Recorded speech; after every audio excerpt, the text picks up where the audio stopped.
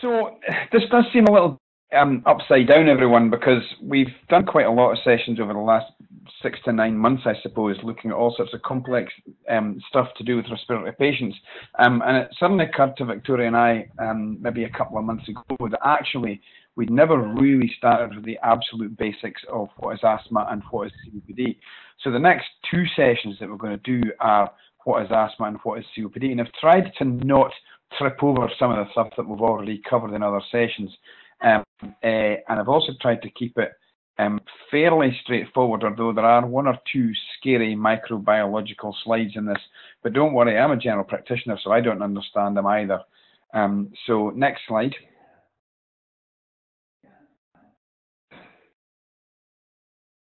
Thanks, Adam. And in this session, which is really looking at the clinical aspects of asthma, we're going to cover this thing called atopy, and also think about within that subset of atopy, what is asthma, the mechanisms by which asthma happens, the different kinds of asthma that there are, because asthma is not just one diagnosis. We now really quite fully understand the impact of asthma on people. And we'll just very briefly at the very end touch on the aims of treatment, although as you might have heard me saying just 2 minutes ago, there's going to be a completely different session based around the treatment of asthma, both pharmacological and non-pharmacological. So next slide.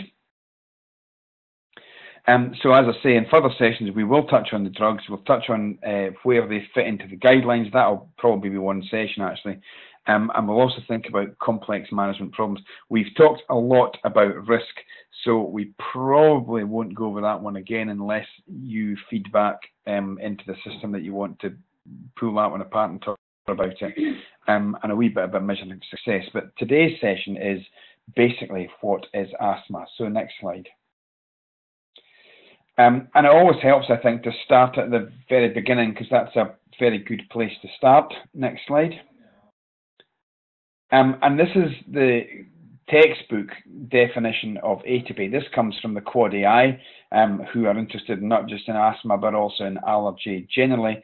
And it's the genetic tendency to develop one or any number of a suite of diseases, which include, starting at the nose, allergic rhinitis, going into the lungs, asthma, and going out into the skin, dermatitis. And you can also go into the gut with atopy and think about 2 conditions, one of which is eosinophilic esophagitis, which is an atopic illness of the upper gut, and also food-related allergies, which is an IgE-driven, potentially life-threatening and fatal condition that can happen to people, particularly young people, which is a tragedy when it does. So this condition of atopy is associated with a heightened immune response to common allergens, and it is usually driven by the IgE system, the immunoglobulin E system, which is a different immunoglobulin reaction to the one that we usually generate if we are reacting to a foreign body or an infection, either bacterial or viral. Next slide, thanks.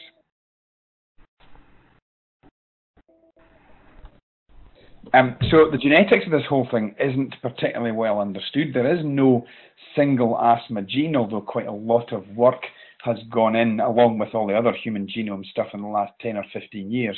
Quite a lot of work has gone into trying to identify that. And there are some families in whom you can identify what the gene is that is causing the problem. But it's not usually the case with a single gene that's obvious. And the other thing about it is that gene activation isn't universal and requires triggering.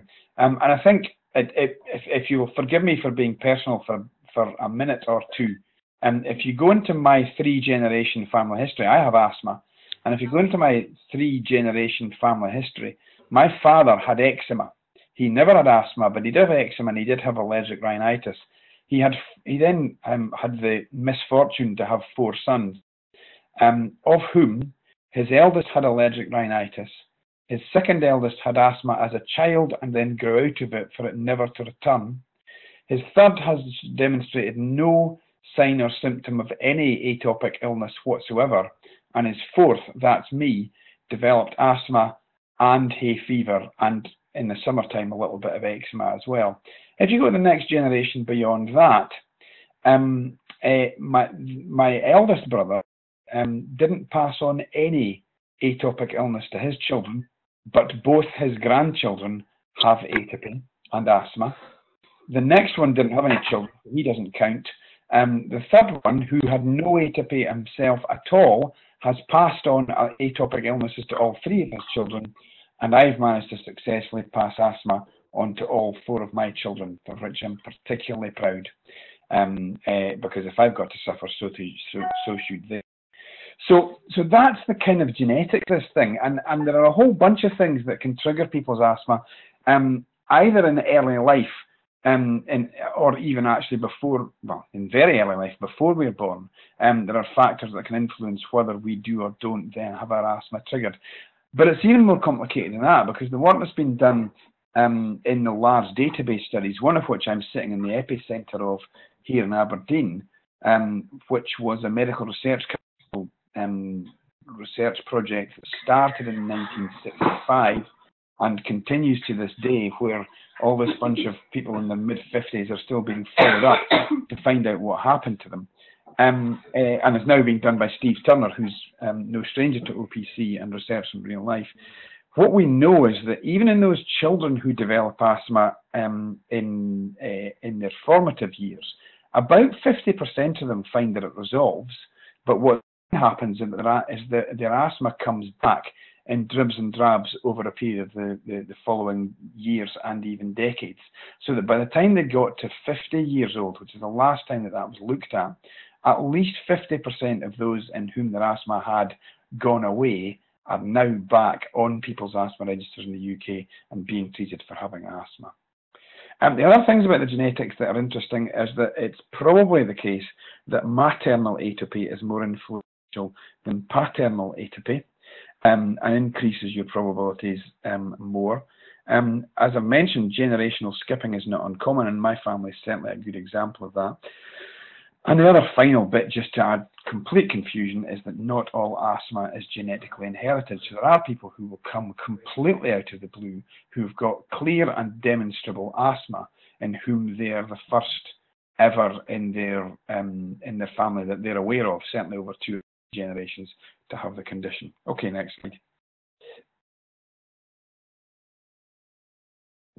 And if you look at atopy, there is this classic graph here, which is a schematic and is by no means universally applicable, but it does work for the majority of people the majority of the time, where you get this thing called the atopic march. So when you are very little, what you will have if you've got atopy is eczema, and classic that'll be eczema in the crooks of the arms and behind the knees and in the neck and places like that.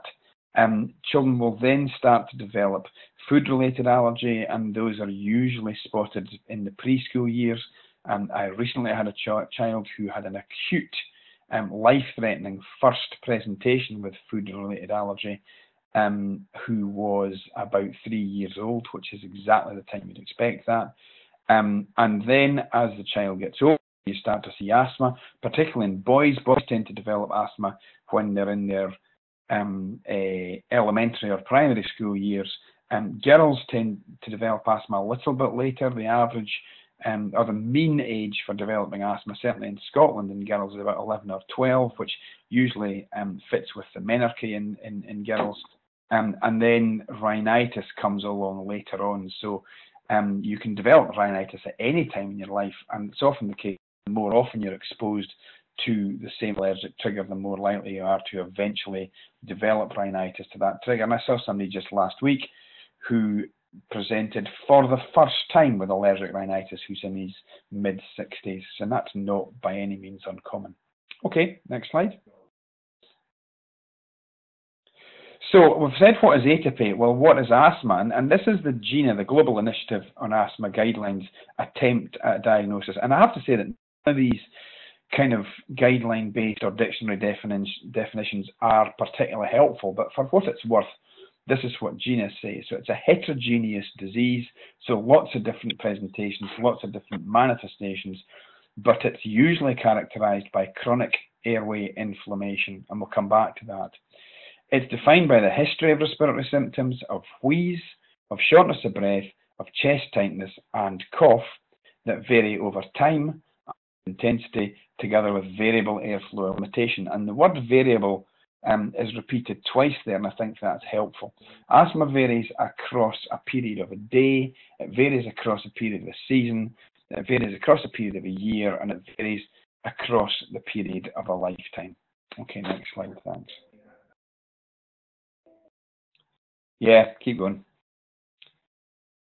So, inflammation is one of those words, and I can remember as a medical student, sort of senior doctors and lecturers using this word inflammation and just bandying it around and looking around me and thinking, am I the only person out of these 110 students that hasn't a clue what this word inflammation actually means?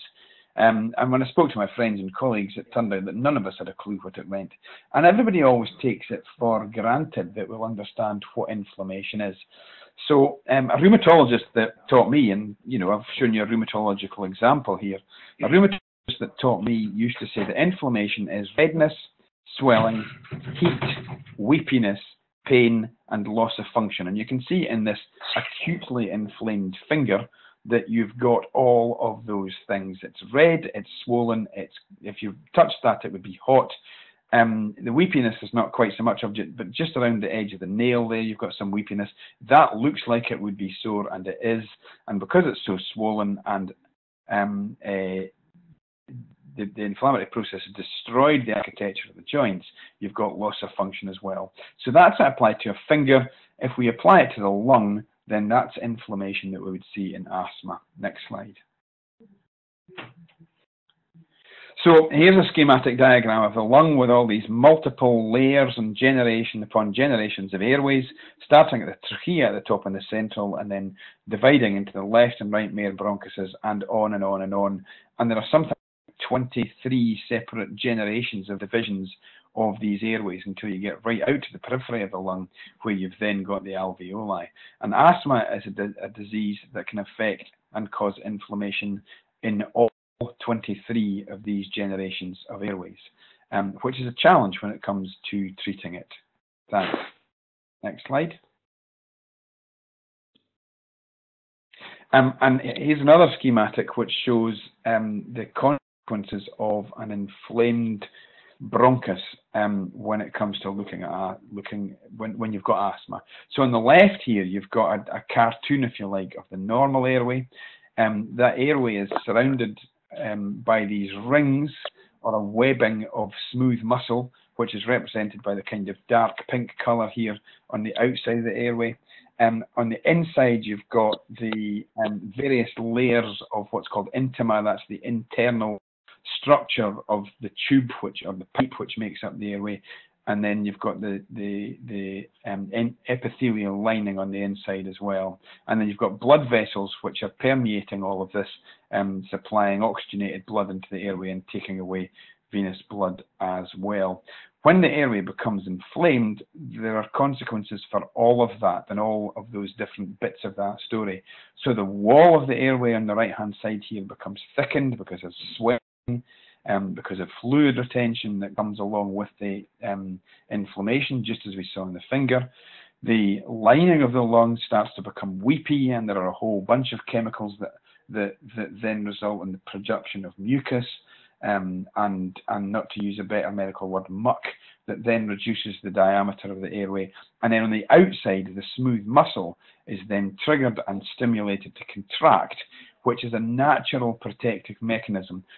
Last time that you accidentally inhaled half a cup of tea or half a cup of coffee, you would have suffered from bronchospasm, and the natural protective mechanism of the airway is to clamp down. We see the same thing in people who inhale smoke as a consequence of house fires, or who have been subjected to a chemical attack, either accidental or sadly deliberate over the history of the 20th century, particularly in the First World War, and people became acutely wheezy because of bronchospasm, because of that chemical irritation.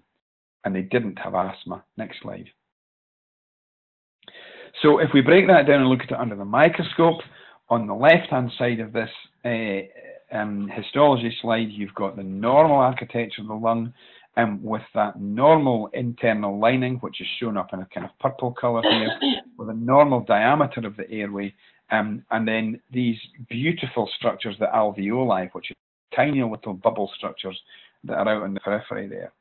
In the asthmatic lung, what you see is a thickening of all the different layers, with lots and lots of tiny little black dots, which are white blood cells, usually eosinophils, but also other types of white blood cell as well, and those are invading into the airway.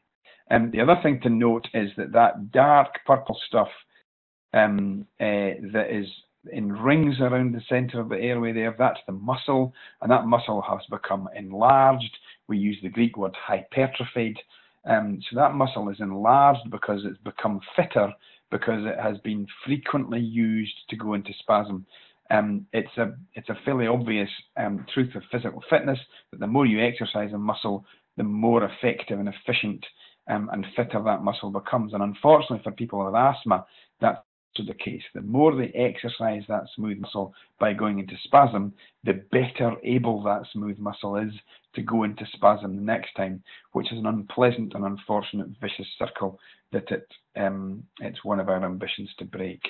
So you can see that across all of these different parts of the story of asthma, whether it's what's going on within the center of the airway itself, or what's going on within the tissue of the pipe, or what's outside the pipe with the muscle, all of these are affected when it comes to the asthmatic lung. Yeah, next slide, thanks.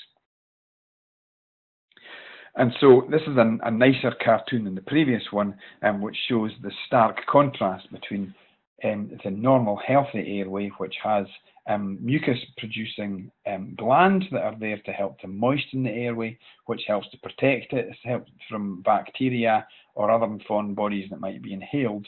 But in the asthmatic airway, because of this inappropriate acute allergic reaction, all that mucus gets released into the airway and can actually, in very severe asthma, plug the airway completely, thus preventing us from being able to get air down into the alveoli, where the gas exchange actually happens, where oxygen is absorbed into the arterial system and carbon dioxide is expired and exhaled.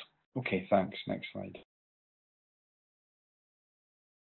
And there's a fundamental principle at stake here, which is this guy with the unpronounceable names law, Poiseuille's law. And some of you will have more math ability than I will, but this is the fundamental rule or law of fluid mechanics.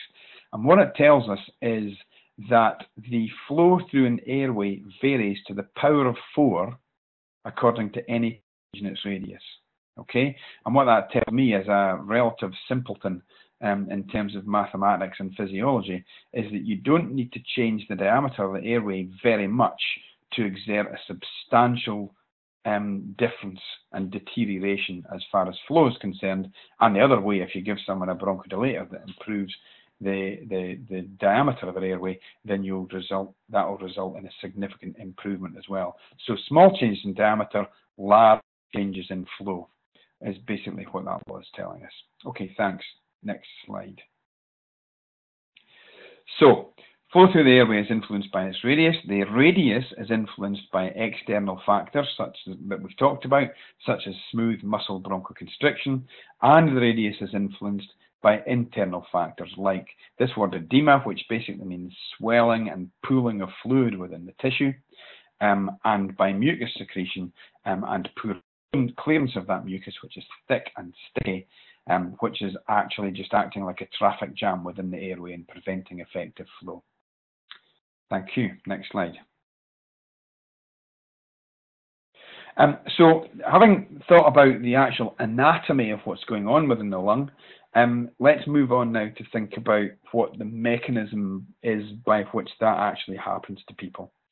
And for most people with asthma, but by no means all, this happens as a consequence of an allergic trigger that results in a cascade of inflammation. So what happens with patients is that they inhale a biological trigger to which they have a specific allergic reaction. And that then results in a whole series of very rapidly cascading inflammatory processes. And those processes involve our T cells. Now, our T cells are our hunter-killer cells, if you like. They're the white blood cells within our bloodstream that are specifically designed to go and, usually, to go and find a pathogen, a bacteria or a virus or a fungus or any other biological invader, a wasp sting or a bee sting, and to neutralize it, attack it, and destroy it. Okay? Eosinophils exist within our systems, it's believed, to fight off against parasite infections. So their primary role in many parts of the world, in the third world, for example, and certainly in human history, their primary role has been to fight against parasitic infections, things like amoeba, things like worms, and that kind of idea. And it's thought that one of the reasons why eosinophils now have become a nuisance as far as allergic disease is concerned is that because as human beings we are exposed to far fewer parasitic infections and invasions than perhaps we were in kind of prehistoric times and so forth.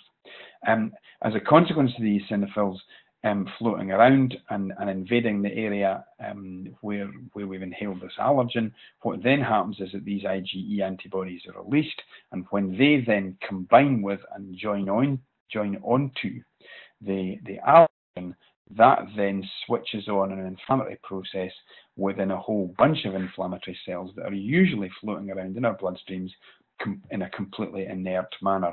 And the two probably are arguably most important of those. The first is a mast cell, which is a great big, well, under a microscope it looks great big. It's a great big cell that floats around in our bloodstream that contains chemicals like histamine and other toxic chemicals which attract more inflammatory cells when they're released by the mast cell.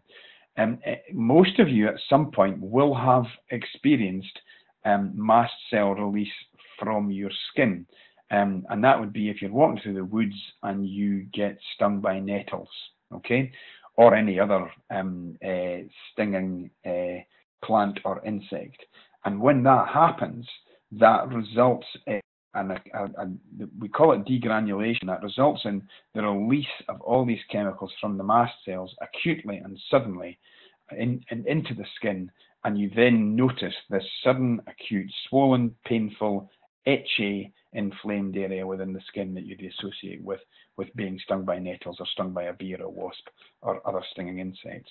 So those mast cells release all that crap into the airway, and all those chemicals then attract even more inflammation, and this becomes a kind of rapid, fast breeder reaction, vicious cycle within the airway. And then the goblet cells, which are sitting within the airway, they're the ones that produce the mucus, and when all these chemicals then are released, that then increases the amount. Well, for a start, those goblet cells empty all the muck that they're holding and containing into the airway, and then they go into rapid production mode and they produce even more mucus and release it in the airway, and even more and release it in, and so on and so forth. So there's this kind of inevitable and unstoppable cascade that's happening in response to the antibody. Thank you. Next slide. So if we translate that into another cartoon, then I'll talk you through this from the top left. Okay, so in the top left here, you have a little orange ellipsoid or oval, which is the schematic representation of the allergen. It's just been inhaled. That might be pollen, or it might be cat dander, or it could be, well, we've got folks from the United States. The commonest allergen trigger in the United States is cockroach. Actually, it's cockroach waste. The commonest cause in the UK would be house dust mite waste. So that gets inhaled into the skin. It gets into the epithelial cells, and what then happens is that these Th cells, that's the T cells I was talking about earlier on, are attracted to that area. They then release the IgE into the area. That then attracts all these eosinophils and then all these other inflammatory cells. That down at the right hand side, the little green cell is the mast cell, which is the wall of which is being bound to by these little Y-shaped, that's the IgE, the Y-shaped IgE molecules that have bound onto the allergen, resulting in the release of all these chemicals. The other thing that happens is that the nerve supply is affected by this as well, and there's a feedback system goes back into the nerve supply that tells the goblet cells to produce more mucus and tells the smooth muscle to contract because there is an invader around. And the same process can happen not just when you inhale an allergen, but also when you contract either a virus or a bacterial infection in the airways if you have asthma. So this is a complicated cascade, but what it means and what it tells me is that there's no single magic bullet that is going to prevent this thing from happening, because there are a whole bunch of processes, probably half a dozen or more, that are happening within the airway. Thank you. Next. There are, however, completely different clinical stories. So if we come out of the laboratory and come out from underneath the microscope for a minute and start looking at the patients that I meet in my everyday clinics and the people that you meet and the people that you're writing letters to who've got asthma OPC, there are a whole bunch of different causative factors that can increase or reduce your chances of developing asthma.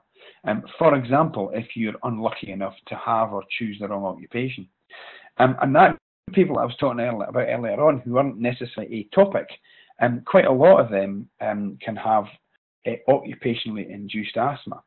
So if you work with things like isocyanate paints, if you're spraying cars or if you're spraying metals, if you're working with glues and resins, if you're working with preservatives, if you're working with chemicals called sulfides, which in my part of the world lots of people use because they're used to stop prawns and white fish from going off after it's been processed.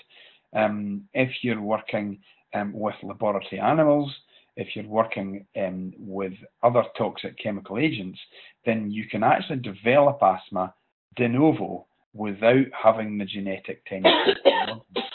And the unfortunate thing for these people is that if they then continue to be exposed to that chemical or biological trigger for a long enough time, and on average that's around about a year, then even if they then remove the exposure, the patient goes away and gets a new job, or they get proper and more effective protective breathing apparatus, for example, they'll still have asthma. If the trigger can be removed early enough, then their condition and their symptoms may well completely resolve. But if it happens for any more than about a year, then they will then go on to have asthma as a permanent problem. There is a different story with older people. We talked last week about the fact that old people who develop asthma as an adult are at greater risk from their asthma and are more likely to have either fatal or near fatal asthma. And it's, you know, people who develop asthma in older life are have a different presentation and different pathological processes going on. I've already talked about that girls develop asthma on average around about the time of the menarche, and we've talked in previous sessions about the fact that hormonal changes in women across their lives can have a deleterious or detrimental effect on their asthma. So you can have women who have had perfectly routine, easy to manage asthma, and they then get pregnant and they go on to have very difficult, if not very severe and sometimes life-threatening asthma. And once they've had the babies, it goes back to being boring again. And every GP and practice nurse in the country will tell you that at any given time they are struggling with 2 or 3 women who are at the menopause whose asthma has either first developed with the menopause or has become much more complex and difficult to manage as a consequence of the menopause. And we really don't understand what's going on with that. Cold air trauma is really very interesting. If you look at people like cross-country skiers and these guys that do biathlon, they have an enormously high rate of asthma. And it's thought that what happens is that there's a repeated micro trauma that happens when you're breathing in very cold air at a very fast speed, which of course you're going to be doing if you're an Olympic competing biathlete on skis in sub-zero temperatures, and repeatedly inhaling air seems to bring on an asthma phenotype. But it's totally different from the kind of asthma that I have, which is based on my atopy and my family's atopy. And finally, the role of obesity is really difficult to understand. We don't know whether obesity in itself causes people to have asthma, or whether it's simply that if you've got asthma and you're obese, then you're more likely to be symptomatic because your exercise tolerance is poorer. But there is a complex interrelationship between your body mass and whether you do or don't have asthma, and how difficult your asthma is to manage. Okay, thanks. Next slide. So lots of people have tried to put all of this stuff together and to understand it in terms of this fancy word called phenotyping. And phenotyping is simply a fancy word that means different groups of people who fall into the same pattern. And that pattern might be a clinical pattern, or it might be a histological pattern when you look at what the lungs look like with a microscope. It might be a response to treatment pattern, and there's a whole lot of stuff. And this one comes from a lady called Sally Wenzel, and this is one of, I think, two of the best attempts to explain the different phenotypes of asthma. So along your x-axis here, you've got the age of the person who presents with asthma, ranging from childhood up into adulthood, and along the y-axis, you've got the level of severity of asthma that people might have. And sitting in amongst all of that, you've got all these different groups of people who've got asthma. So there's your Th2, that's your T helper cells, that's me.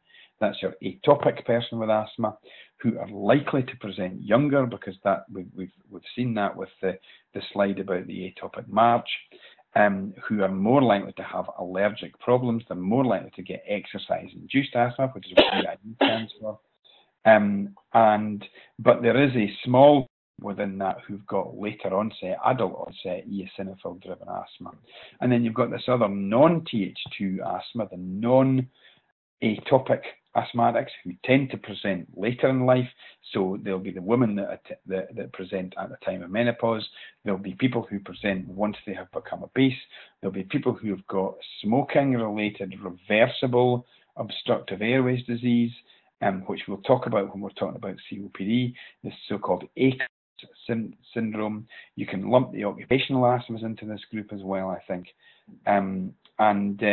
This group this kind of oblong group called smooth muscle mediated polygranulocytic, and don't even ask me to explain what that is, because I haven't got a clue. Thanks very much. So there's an attempt to fit the pattern of when people present into what their immunology and what their other factors may be in terms of how they contribute to the person presenting with asthma, to try and get us to think differently about different people, because these different people will behave differently and they will respond to treatment differently as well. Okay, next slide, thanks. Here's your other one, and this comes from Ian Pavor's group, or what was Ian Pavor's group before he moved to Oxford. This is the Leicester group, Ruth Green, and this one hasn't projected very well. I apologize, it's the PDF. But again, what he's tried to do, and what Ruth's tried to do, is to plot along the x-axis the amount of inflammation that you've got versus the level of or severity of the symptoms that you've got. And so right across in the middle of this, you've got this wide streak of people who've got either a mild degree of eosinophilic inflammation and hardly any symptoms, or a great degree of eosinophilic inflammation and lots of symptoms. That fits more straightforward atopic asthma, but it doesn't fit for people who've got lots of inflammation but hardly any symptoms, who are that sort of blue group down at the bottom, and it doesn't fit for our people who've got lots of symptoms who don't have very much in the way of eosinophilic inflammation, which is your non-Th2 group from the previous slide, if you like. I'm not sure which of these I like the best. I think I probably prefer Sally Wenzel's, but both of them are inaccurate and incomplete ways of classifying all the different types of people that I see or that most people would see with asthma, but they're not a bad stab, coming at it from two different directions. Okay, next slide, thanks. Okay, so why is all that stuff important? You know, in my everyday life, when I'm seeing people with asthma, are Sally Wenzel and Ruth Green's diagrams uppermost in my mind? Well, I have to say that they probably aren't, and if they aren't uppermost in my mind, they're certainly going to be uppermost, not going to be uppermost in the majority of GP or practice nurses' minds. But what it does remind me of is that not everybody with asthma is straightforward.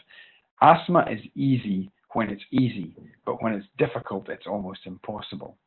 And it also reminds me that not all treatments work with the same effect in these different groups. And when we come to doing on asthma treatments, I think we need to bear that in mind, because all of the guidelines and all of the step-by-step approaches to asthma are basically and fundamentally based on the greatest good for the greatest number. And the studies and the research simply describes ways of treating people to try and achieve the greatest good for the greatest number. And long-term outcomes may well be different for people as well. Talked about the occupational asthma group. The long-term outcome for them is completely influenced by whether they continue to be exposed to the trigger or not. The long-term outcome for someone who develops asthma at the menopause is completely different to the long-term outcome for someone who's had asthma all their life and then is troubled more at the time of the menopause, for example. And over-treatment is a risk. If we are trying to go for suppressing eosinophilic inflammation in someone who doesn't have eosinophilic inflammation, we're going to end up giving them a shed load of probably steroid therapy without achieving very much. And of course, as with occupation, some of this is preventable. Next slide, thanks.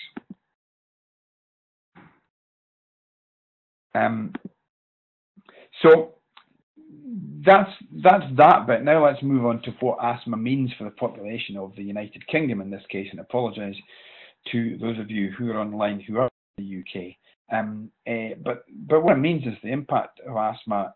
With Asthma UK claim there are 5.4 million people in the United Kingdom with a diagnosis of asthma. The Quality of Outcome Framework says that there are about between 3.5 and 4 million of those who are currently on anti-asthma treatment, and that fits with the variability of the disease that we talked about earlier on. With 250,000 new diagnoses per year, it's the most common long-term condition in children and young people in the United Kingdom. There are 84,000 or so admissions with asthma in a year in UK hospitals, and frankly an unknown number of A&E attendances. But as a reasonable guesstimate on that, based on the number of admissions, you're talking about 4 or 5 times at least number of A&E attendances, and the health economic impact of that on the population and on the productivity of the country is vast. 400,000 lost days per annum for respiratory disease, a large percentage of which is asthma, because asthma is a disease of the working population. Next slide. I briefly mentioned occupational asthma, and this data comes from I think a UK database called the SWORD database, and what it shows is the incidence, the new case incidence of occupational asthma over a period since the late 1990s. And what that shows is that we are getting better. With occupational asthma, what we now recommend to all GPs and practice nurses, and in fact secondary care consultants, is that if they suspect occupational asthma, they should get an expert involved. Now that's sometimes easier said than done, but the reason for doing that is that if you can prove the occupational trigger factor, and if you can then build up a sufficient case series, then the SWORD database can then inform the Health and Safety Executive Occupational Asthma subgroup, which is chaired by Professor Dave Fishwick in Sheffield. They're actually able to get changes in the law to add new exposure agents as recognised occupational asthma triggers. And if something is recognised as an occupational asthma trigger, then it becomes an imperative upon employers to protect their workforce from it. Now that sounds like an easy thing to do, I've spent the last decade trying to get a chemical called sodium metabisulfide recognised as an occupational asthma trigger, because it's the commonest reason why my patients get occupational asthma, and we have singularly failed to do so. Because what happens in small town general practice, where you've got a lack of union representation within factories and so forth, is that as soon as someone is suspected of having occupational asthma, guess what happens to them? They're laid off, made redundant, or sacked. And it's almost impossible to build up a number of cases which can prove that patients have got occupational asthma. Next slide.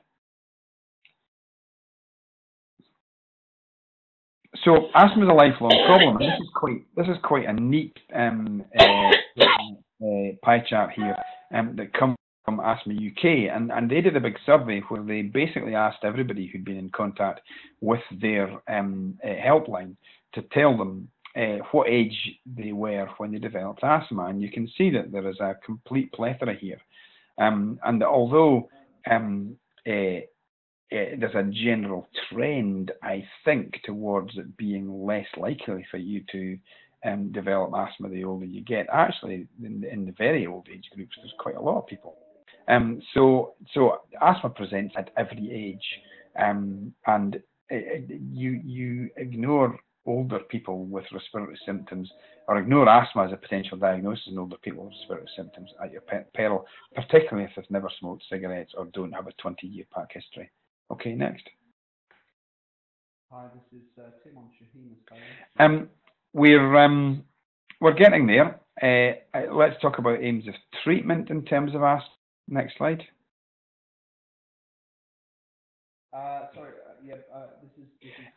The primary aim of treatment could be argued to be preventing that switch-on process that I described earlier on. If we could work out ways in which we could reduce both antenatal and postnatal exposure to potential allergens or other factors that switch people's asthma on, then we might be able to prevent it from ever switching on throughout their life. And it would certainly appear that the younger you are when your asthma gets switched on, the more likely it is to be a problem.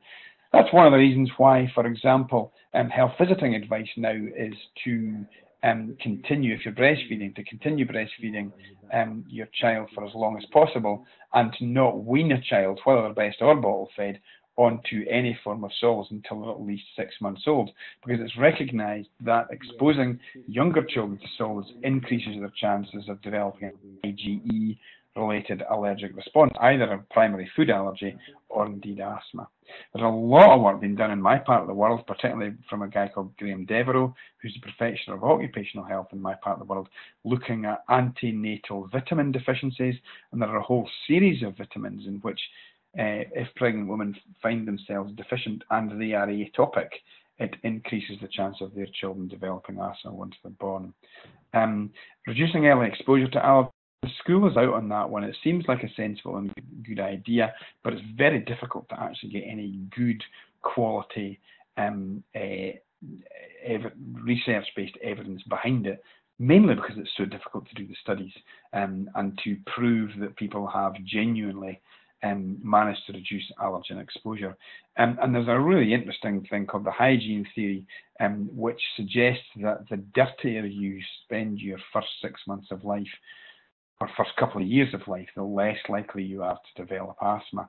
So one of the things that started off the hygiene theory, which is written by a guy called David Strachan, is that he looked at firstborn children and subsequent siblings with the same genetics, and the firstborn children were more likely to develop asthma than the subsequent children. And his theory behind that was that the firstborn children would go out the community, would pick up viral and bacterial infections, would bring them back into the home, and would then transmit them and give them to the younger siblings. And if those younger siblings' Th2 cells, which you've heard me talking about, were engaged in fighting against bacterial and viral infections, then they didn't go down this allergic line. Rather, they went down a fight infections line, which is what, of course, they were designed to do. There are a few holes in the hygiene theory, but I think it still holds quite a lot of weight. And there's some really interesting stuff that came out of the unification of Germany, where they looked at people who were effectively genetically the same, but who had very, very different prevalences of allergic disease versus infectious disease, where the East Germans, who lived in much dirtier, much less hermetically sealed environment, had much less atopic disease, and West Germans had high atopic disease. And some brilliant stuff published by Tarry Hartinen, who Victoria would remember as the godfather of the BLF project, because they did the 10-year Finnish asthma project. And one of the bits of work that he and his colleagues have done is to look at two towns, both of which are 3 miles on either side of the Finnish-Russian border, who are genetically very similar, and there's something like an 8-fold difference in terms of allergic disease in favour of the Finns. So the Finns have high levels of allergic disease, and the Russians have low levels of allergic disease. And his theory is that that's because of a first world lifestyle versus behind the Iron Curtains lifestyle over a period of the last few generations. So that's the hygiene theory. Still out. A lot of people have tried to knock it down, but it does seem to hold some water. Okay, so if we can't prevent switch on, next slide, then we're going to try and reduce inflammation. We're going to talk about this much more in the treating asthma session, but we'll just touch on it briefly just now. And so if we can avoid triggers, that might help. Well, maybe it doesn't, maybe it doesn't. The BTS sign guidelines suggest that you have to be pretty neurotic to be able to successfully do so, but certainly the occupational trigger is one which could make a big difference. And then using anti-inflammatory drugs, ideally at the lowest dose, by the most direct, using the most effective preparation in the best device, and that's effectively inhaled corticosteroids. And the story of asthma has been, in human history, has been changed forever, or was changed forever, in 1972 with the launch of the first safe inhaled corticosteroid onto the market, which was in those days called beclomethasone, now called betamethasone, which was pioneered by a fantastic guy called Harry Mauro Brown, who sadly, he only died last year, but sadly died last year, who published the very first trial in 1969 of getting people to inhale beclomethasone if asthma, which demonstrated substantially improved results. He did it. So that's changed the history of asthma forever. There are other pathway blockers that we'll talk about when it comes to treatment, and there's some new stuff on the horizons, which will probably have a niche role in terms of treating asthma. Next slide. This is a bit of an aside, but this is my previous little cartoon picture that showed all the different inflammatory cells and all the way in which they interact one with the other, except that this time it's exploded into all, or not all, but some of the chemicals that we know of that are released by these various different white cells and different cells within the bloodstream. And each of these has got work going on with it at the moment. Every single one of these different chemicals named in this slide here has some pharmaceutical company somewhere working on a way to try and either enhance or block it, depending on whether it's a good thing or a bad thing. On the right-hand side, about halfway down, you'll see things called cytokine inhibitors, and it's likely that the next new kid on the block in terms of a drug that will hit the market and will actually be used in human beings and gain license is going to be an interleukin-5 cytokine inhibitor. Interleukin-5 being a very important chemical that attracts inflammatory agents into the airway and also into the bloodstream. So that one is likely to be the next one. There's another stuff called mepolizumab, which is an IgE blocker, which is likely to become licensed very soon, and we already have one IgE blocker in omalizumab out there just now. So a whole bunch of work being done by pharmaceutical companies, but whether any of them will come up with the holy grail of a drug which will work for everyone with asthma and will work better than inhaled steroids with less side effects, I'm not convinced. And so that brings us to our final slide, which is the next one, which is a brief summary of the ways that we relieve bronchoconstriction. So we've talked about preventing inflammation, and this is now I'm going to talk about relieving bronchoconstriction, and we can do that by blocking the beta receptor. The beta 2 receptor is the nerve receptor that accepts a stimulation for respiratory smooth muscle to contract. And if we can stimulate that receptor, then it will cause that muscle to relax. And you can do that with short-term drugs, or we can do it every day, all day with long-term drugs. We can also reduce bronchospasm by attacking the muscarinic or autonomic nervous system, which is the kind of automatic system in the body. And those drugs have a double benefit. Not only do they reduce the amount of bronchospasm there is, but they also reduce the amount of mucus that's produced by those goblet cells I talked about earlier on. Very useful in children, less convincing evidence in asthma in adults, but we'll come back to that in the next session. And then finally, we can relieve bronchoconstriction in a life-threatening situation by using good old-fashioned adrenaline, and we would still do that in someone who's having an acute anaphylactic reaction as a consequence either of a food allergy or of a sting to which they've got an anaphylactic reaction, using adrenaline. And we can also use magnesium to do that, and that's given by an IV infusion in a hospital environment. And finally, we'll talk about this a little bit more in the next session. We can do it with surgery. You can stick a bronchoscope with a hot wire into someone's airways and quite literally burn the smooth muscle. You can't do it in all 23 of these generations of airways that I've shown you before, but you can do it in about 5 or 6 generations of airways until they get so small you can't get the scope down. And there's some there are about half a dozen centres in the United Kingdom and lots and lots in the United States where we're doing that, and that's a process called bronchial thermoplasty. What your airways will look like and how they'll behave in 30 years' time, no one knows, but if you were stuck between a rock and a hard place, I suppose you might accept that as a treatment. So that's your Cook's tour of asthma, which is a simple disease made complicated by lectures. And I think I've managed to achieve that today as well. Thanks very much.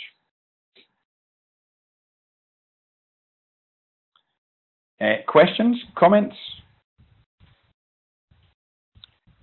Hello, Ian. Yeah. Hello. Hi. I have a couple of questions. It's not greedy of me to ask you, is it? No, that's fine. I'm more than happy. Actually, to be honest with you, with these sessions, the more the merrier. It means that at least somebody out there in the Ethernet has been paying attention. Okay, great. When you were talking on your first slide about the atopi, is it?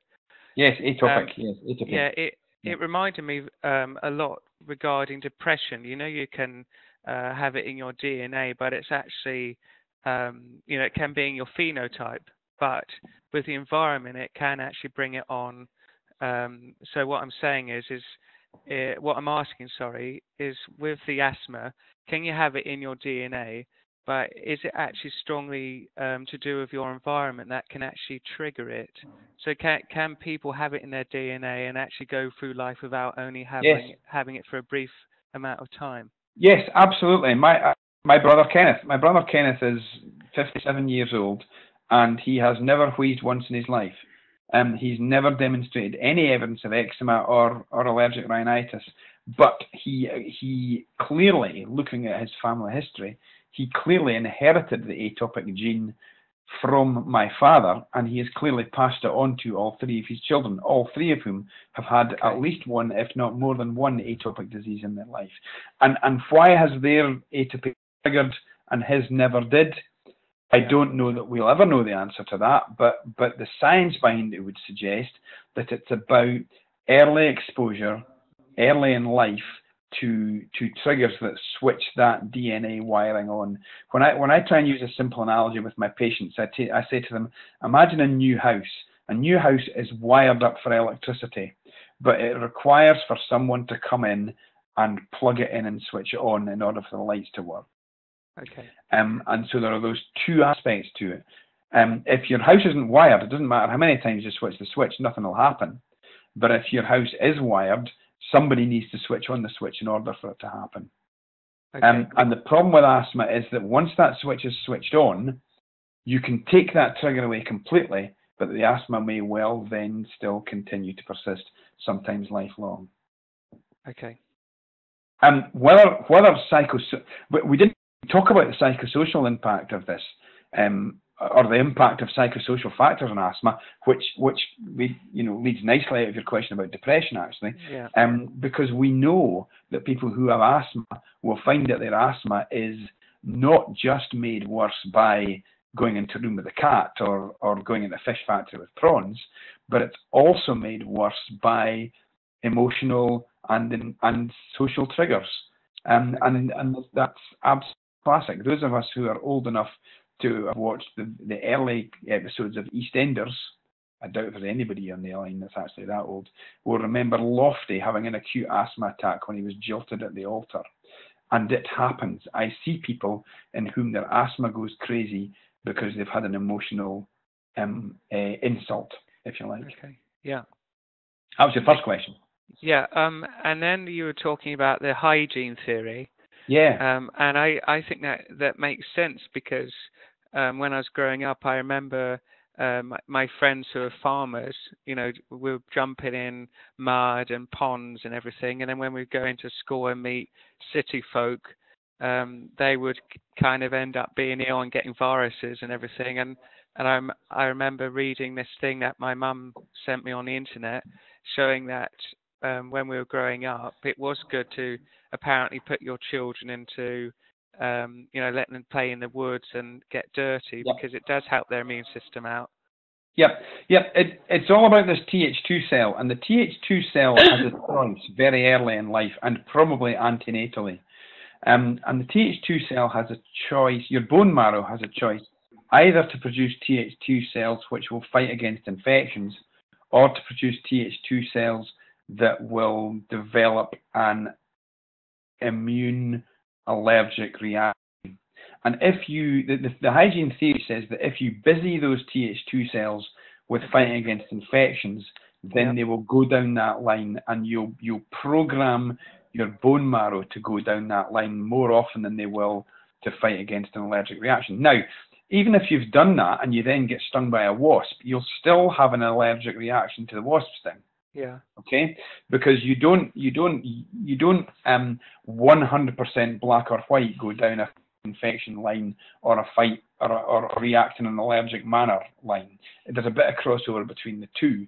But what the hygiene theory says is the more you're exposed to these infectious agents early in life, less likely you are to develop asthma. Now, if you go back to the pre-antibiotic era, if you go back to the era of when, if you go back 200 years, it's not necessarily a good thing to be exposed to lots of childhood infections.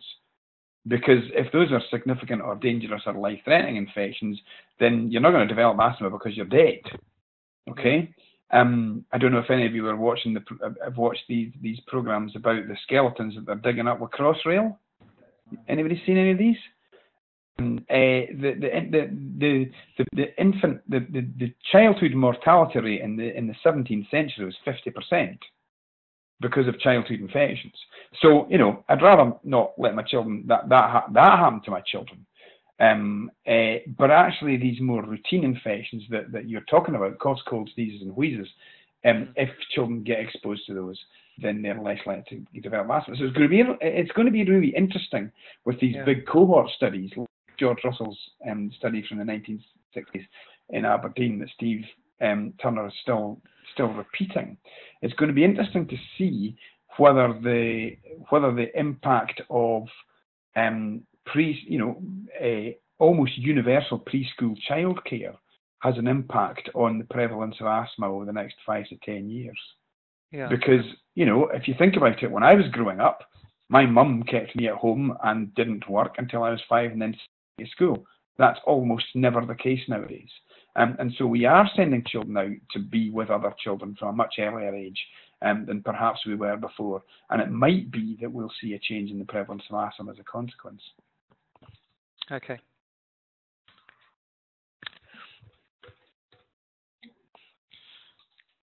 Anybody else got a question before I jump in? Go on, Adam. I've got a bunch of props this time. You were talking about phenotypes. Yes. The second one you Yes. were talking about. And from my understanding, you said this was inflammation. Yes. And then this is symptoms. Yeah. So we now have that pheno machine that allows us to, in effect, measure a proxy of inflammation.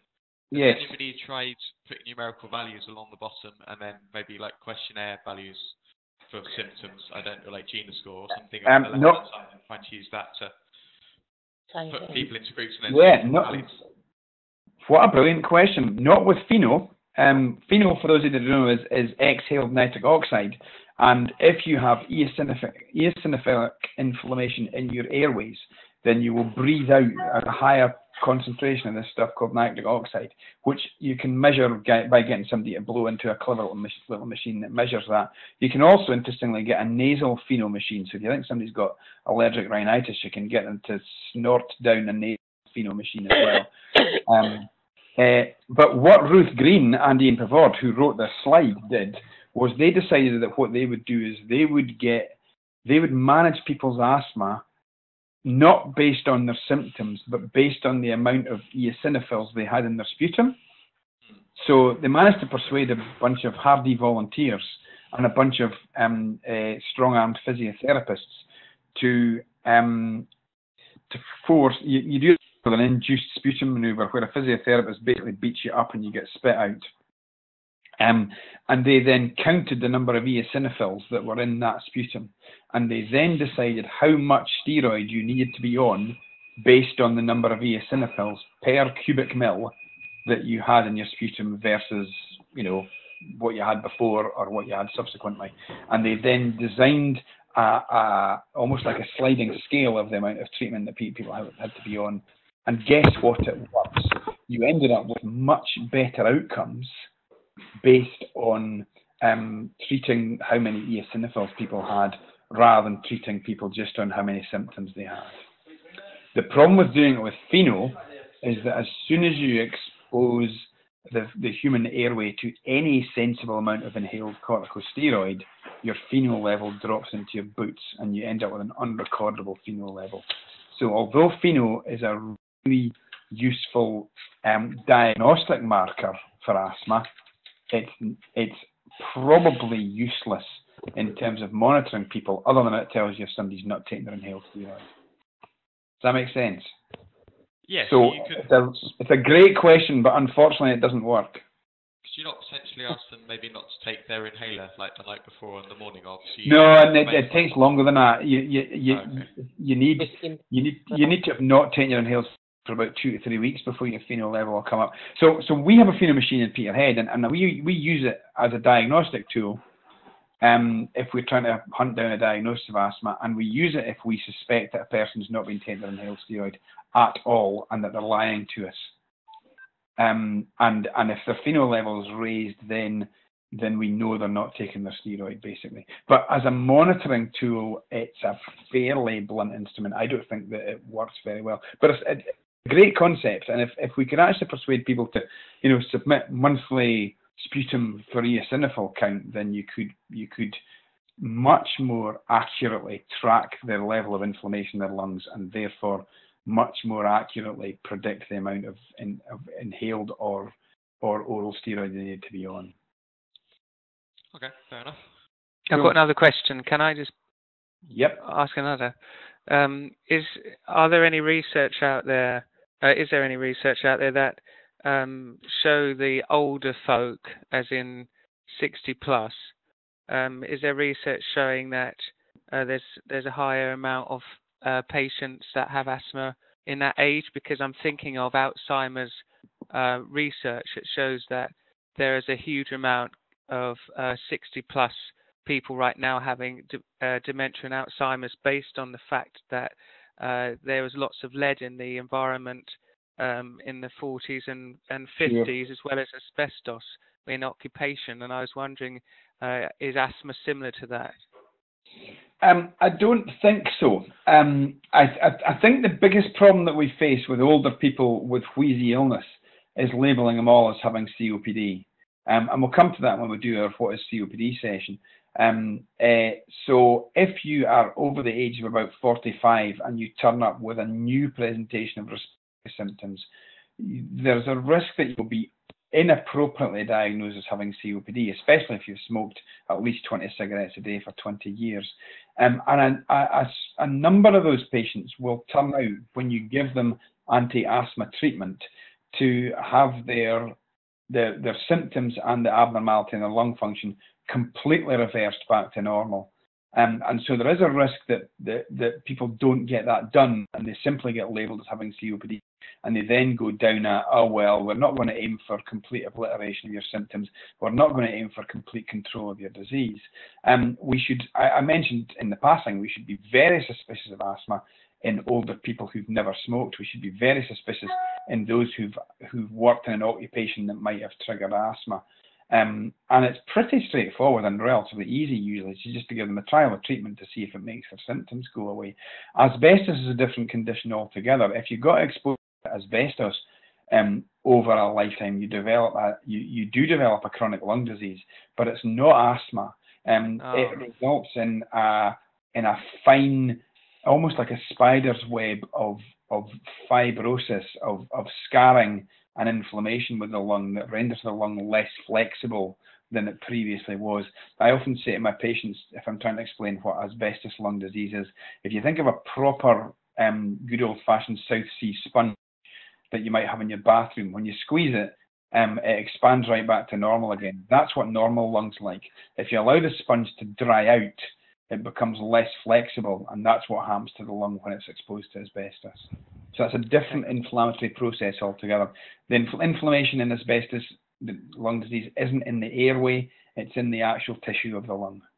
Okay, great, thanks. Okay.